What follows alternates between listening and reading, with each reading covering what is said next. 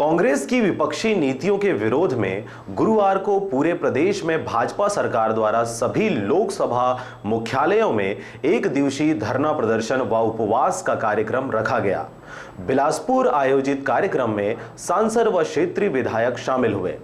विपक्ष के नेता भाजपा के इस विरोध प्रदर्शन पर सवाल उठाते हुए इसे ढोंग बता रहे हैं और भाजपा की सरकार को अपनी सत्ता छोड़ने की बात कह रहे हैं। भारतीय जनता पार्टी का सड़क में बैठना मेरे समझ से ये परे है कि इनकी लोकसभा में बहुतायत सांसद होने के पश्चात भी ये अपने काम को बखूबी से जो काम करना चाहिए, जो देश की विकास में वो निर्णयात्मक क्षमता इनके लीडरों पे है नहीं। जनता को गुमराह करने के लिए बीच सड़क में बैठ कर के यातायात को प्रभावित कर सत्ता पक्ष का ये सब करना लोगों के लिए एक दुखदाई है।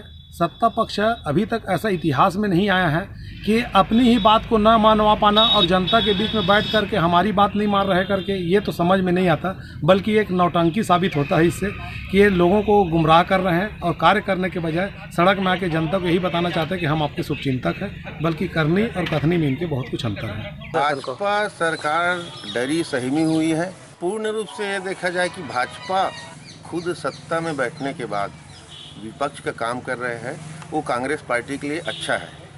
और दूसरा चीज़ ये है कि सांसद में कांग्रेस नेताओं द्वारा संसद में विवाद पैदा करने की बात बोलते हैं, ये सरासर गलत है।